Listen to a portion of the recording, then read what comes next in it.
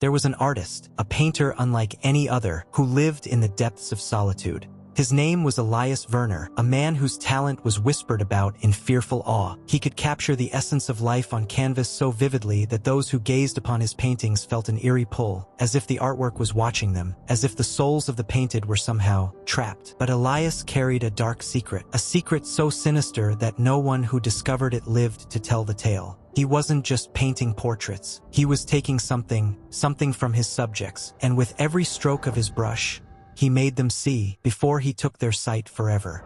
This is the tale of the blinder painter. Deep in the outskirts of a forgotten town stood an ancient house, half consumed by ivy, with its windows fogged and dust-laden. Inside, the air was thick with the scent of oils, turpentine, and something else, something metallic, something unsettling. It was here that Elias Verner worked, his fingers forever stained with paint that never seemed to fade. He rarely spoke, rarely ventured outside. But when he did, it was for one purpose only: to find his next subject. Elias's paintings were legendary. The townspeople marveled at their disturbing beauty, their haunting realism, but they also noticed something peculiar. The subjects of his paintings always disappeared shortly after he unveiled their portraits.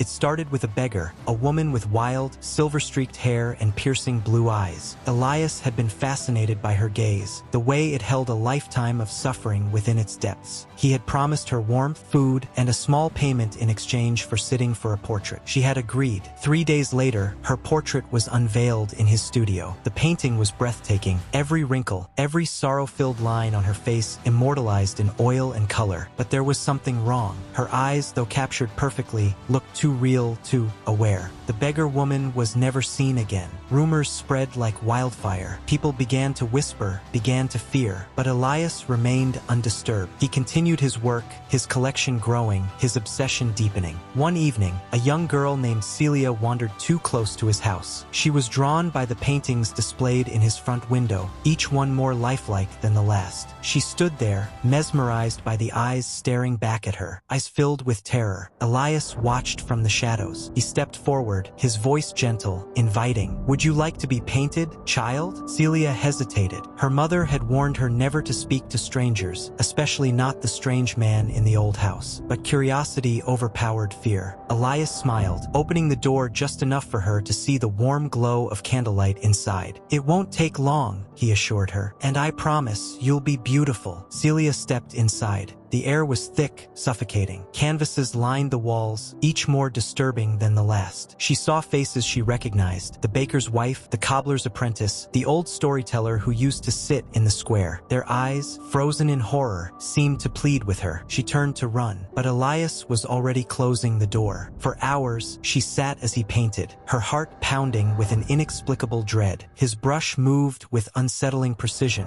his gaze unblinking. Every few minutes he would pause, step back, and smile. "You have such lovely eyes," he murmured. "They see so much." The candlelight flickered, casting long, dancing shadows. The air seemed to thrum with something unseen, something ancient. Then suddenly the room went black. A piercing scream shattered the silence. And in the morning, Elias unveiled his newest masterpiece. A perfect portrait of Celia, her blue eyes wide with terror, forever trapped in oil and canvas. Celia was never seen again. The town was gripped with fear. Another child gone, another portrait unveiled. The whispers about Elias Verner turned into something heavier, something like dread. People began locking their doors at dusk, their footsteps quickening whenever they passed the ancient house. Parents clutched their children's hands tighter, warning them never to go near the painter's studio. But fear alone was not enough to stop him. Elias had perfected his craft. He no longer needed to coax his subjects inside. They came willingly, drawn by an unseen force, something woven into the very fibers of his canvases. The portraits were more than mere paintings. They were prisons. Elias did not just capture his subjects. He consumed them, their very essence, their sight, their final moments of terror, trapped within the strokes of his brush. He was not just a painter. He was a collector of vision, a thief of souls. And his hunger was insatiable. Late one evening, a woman named Marianne arrived at his doorstep. Unlike the others, she did not stumble upon the studio by accident. She had come with purpose. Marianne was was Celia's older sister. She had spent weeks searching for her, knocking on doors, questioning everyone who had last seen her. The trail always led back to Elias. She had heard the stories, the disappearances, the paintings, but she was not afraid. She wanted answers. Elias greeted her with a knowing smile. "You are looking for someone." Marianne nodded, her fists clenched. "My sister. She was last seen near this house." Elias gestured toward the paintings on the walls. "I capture many faces,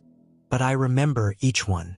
Marianne stepped inside, her breath catching as her eyes darted over the paintings. The way they stared at her, pleading, lifelike, too lifelike. Her gaze landed on one portrait in the corner of the room. A young girl frozen in terror. "Celia." Marianne's blood turned to ice. A hollow laugh escaped Elias's lips. "She has never left," he whispered. Marianne turned to run, but the door slammed shut on its own. The room darkened. Shadows slithered across the floor, stretching toward her. The air thickened, heavy with something unseen, something ancient. Elias lifted his brush, his eyes gleaming. "You have her eyes," he murmured. "I would love to paint them." Marianne screamed, lunging for the door, but her limbs felt sluggish, as if the air itself was pressing down on her. The portraits lining the walls began to move, their eyes darting, their mouths opening in silent screams. She staggered backward, knocking over a wooden easel. A half-finished painting crashed to the ground, a grotesque, shifting image of something inhuman, something with empty, gaping sockets where eyes should have been. A cold hand closed around her wrist. Elias's face was inches from hers now,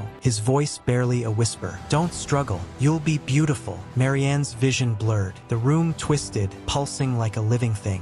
Then, just as the darkness threatened to consume her, her fingers brushed against something cold and sharp, an old palette knife. With a surge of desperate strength, she drove the blade into Elias's arm. He let out a guttural cry, staggering backward. The shadows recoiled. Marianne didn't hesitate. She grabbed the nearest painting, the portrait of Celia, and hurled it into the fire burning in the corner of the room. The moment the flames consumed the canvas, a piercing wail erupted through the house. The walls trembled. The other paintings began to distort, their trapped souls shrieking as the fire licked at them. Elias's body convulsed, his flesh melting like paint dripping from a canvas. His screams echoed through the studio, but his form was already collapsing, dissolving into nothing but pigment and ash. Then silence. The air cleared, the shadows vanished, and the paintings, every last one of them, blinked once, then faded into dust. Marianne collapsed to the floor, gasping for breath. She was alone. The house stood eerily still. No more whispers, no more eyes watching from the walls. The curse had been broken. With unsteady legs, she stumbled outside into the night, the cold air biting at her skin. The town, shrouded in quiet, remained unaware of what had just transpired. She looked back one last time. The house, once filled with horror, now stood empty, lifeless. And then, without warning, it crumbled into itself, as if it had never existed at all. Marianne never spoke of that night, but she never stopped painting. Not for fame, not for beauty,